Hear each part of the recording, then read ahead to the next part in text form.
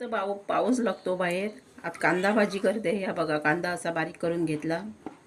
आता चांगलं असं मळून घेते. हे बघा, कांद्याला आता पाणी सुटलं. आता त्याच्यात साहित्य घालते.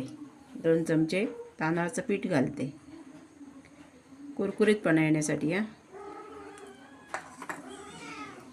ओवा घालते, लाल तिखट घालते, मीठ घालते. आता हे बघा, चांगलं असं मिक्स करते.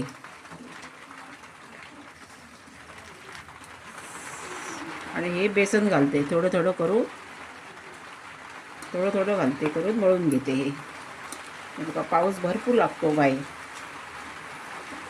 हा बघा, आवाज पण येतो बघा. मस्त अशी कुरकुरीत करते भजी बसते. तांदळाचं पीठ घातलं ना की चांगली कुरकुरीत होते भजी.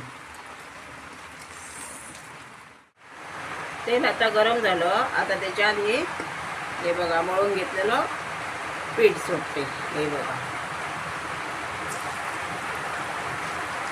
मस्तपैकी कांदा भजी तयार करते. पाऊस भरपूर लागतो बाहेर कोकणात इकडे.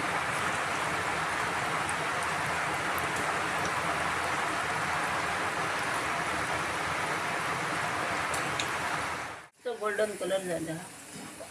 हे बघा, मस्त छान अशी गोल्डन कलरची झाली भजी तयार.